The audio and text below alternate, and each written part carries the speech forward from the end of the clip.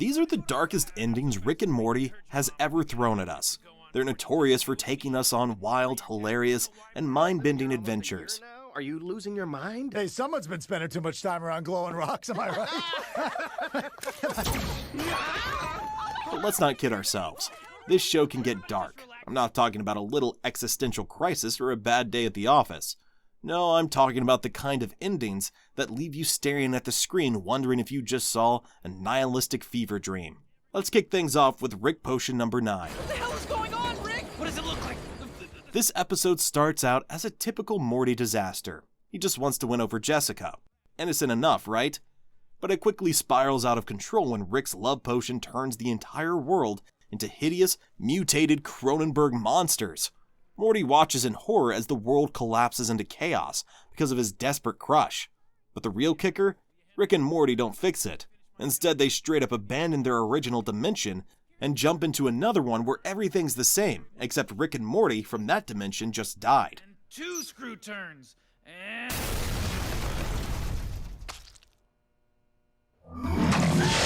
Alright, Morty, here we are. Oh my god, Rick! Is that us? We're dead! What is going on, Rick? I'm freaking out! What do? They bury their own corpses in the backyard and go on like nothing happened. That's right. Morty has to live with the knowledge that his entire family, his whole world, is destroyed. And it's his fault. That's a dark twist for a 14-year-old kid. This is the kind of thing that stays with you. Oh, and it stays with Morty too. He's never quite the same after this one. Next up, we've got autoerotic assimilation. This one hits hard. Rick reconnects with an ex-lover, Unity, a hive mind that controls entire planets. At first, it seems like Rick is actually happy, maybe even in love. But as the episode goes on, we see the ugly reality. Unity's assimilation destroys individuality, and Rick's presence is making her lose control. So Unity leaves him. But how does Rick handle the breakup? Well, in classic Rick and Morty fashion, not well.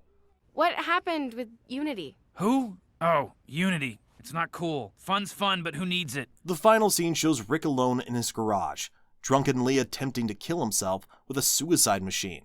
For a brief moment, he's about to do it, but the machine malfunctions at the last second, and he just passes out. The episode ends with Rick lying unconscious, the weight of his loneliness and self-hatred crushing him. That, my friends, is as dark as it gets. The genius who can do anything, trapped in the prison of his own mind, desperate for an escape. Then there's the Vat of Acid episode, a dark, twisted masterpiece in every sense. Rick creates a save point device for Morty, allowing him to live without consequences, resetting time whenever something goes wrong. At first it's fun, Morty lives his best life jumping from one thrill to the next, but things take a sharp turn when he falls in love, experiences joy, tragedy, survival against all odds, only to accidentally hit the reset button. It erases everything, and Morty loses the love of his life. Experiences that shaped him, gone. And here's where it gets even darker. Rick knew this would happen. He planned it as a sadistic punishment for Morty's earlier complaints. You think I'm a goddamn idiot? Brought my own.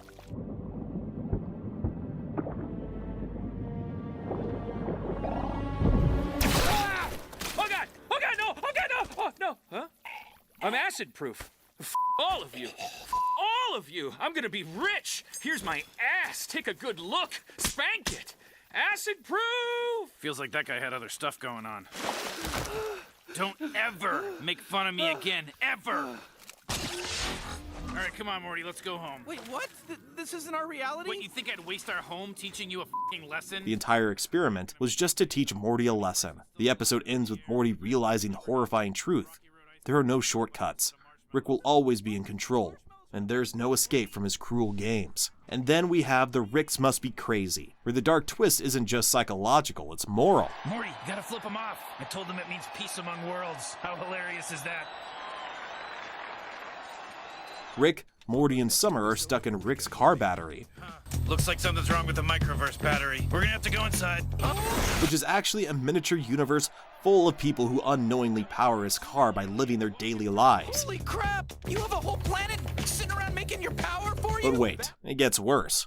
When Rick's battery starts failing, we discovered that inside the tiny universe is another tiny universe, and then another. It's universes within universes, all slaves to the one above them. living out their lives without knowing they're just fuel for someone else's engine. That's what you use my universe for? To run your car? The ending here isn't explosive or shocking. It's quietly horrifying. Rick shrugs it off as another victory, completely unconcerned that he's enslaving entire civilizations just to make his car run.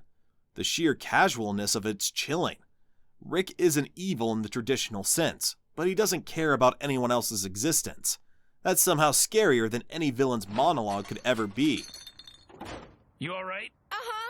What are you doing, Rick? And let's not forget the Wedding Squanchers, where the Smith family is on the run after Rick hands himself over to the Galactic Federation to protect them. In a lot of ways, what I really am is a deep cover agent for the Galactic Federation, and you guys are a group of wanted criminals, and this entire building is, in a certain sense, surrounded.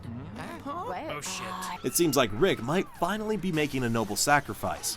But what does the episode leave us with? Is there anything you'd like to tell us about your relationship with this previously unknown galactic government? All the important points seem pretty clear, no? They think they control the galaxy. I disagree. Don't hate the player, hate the game, son. Anyway, I say we go home, sleep it off, and have a family meeting in the morning. Yeah, about going home, we can't. Ever. Wait, what? The family utterly broken. Jerry is more than ready to sell out Rick for a cushy life in the new Galactic Federation regime, and Beth's trust in her father is completely shattered. The show cuts to Rick in an intergalactic prison, sitting in his cell with a hollow, distant expression. Hurt by 9-inch nails plays in the background. It's a moment of total despair. The smartest man in the universe reduced to nothing but a prisoner, and the family he tried to protect is more dysfunctional than ever. There's no happy ending here, just loss and isolation. What are you in for? Everything.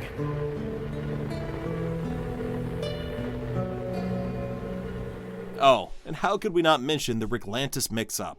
This episode flips between two parallel stories, one of Rick and Morty heading off on a wacky adventure to Atlantis, and the other taking place in a citadel of Ricks.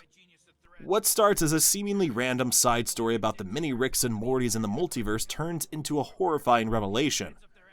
Another adventure where I went up an ass. Oh, good. Are we having this fight again? Let me guess. You're gonna leave or throw a sulking fit? You think you know everything, Rick, but you're basically just a giant 8-year-old. I'm not doing this anymore. Either you're in or you're out, Morty. I'm tired of you weaponizing this half-assed threat. You want out, then fucking quit! Evil Morty is back, and he's deadlier than ever. In the episode's final moments, Evil Morty rises to power. President Morty, that we don't care who sits in that seat. A Rick, a Morty, a goddamn Jerry, doesn't matter. We've been running the Citadel since before the Council, and you'll find that we're still running it now. Does he really speak for everyone here? Yeah. Well, I think it's important to be clear. Raise your hand if he speaks for you.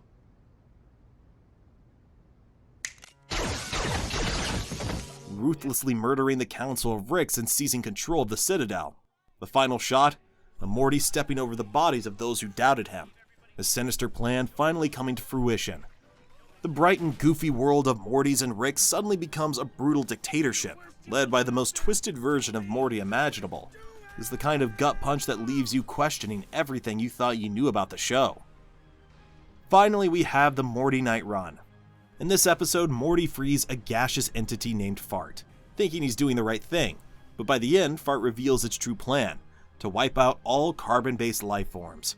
Morty's act of kindness becomes a catalyst for potential mass genocide. The episode ends with Morty shooting and killing Fart, a look of absolute devastation on his face. He thought he was helping, but in the end, he's left holding the gun, realizing that sometimes there's no right choice.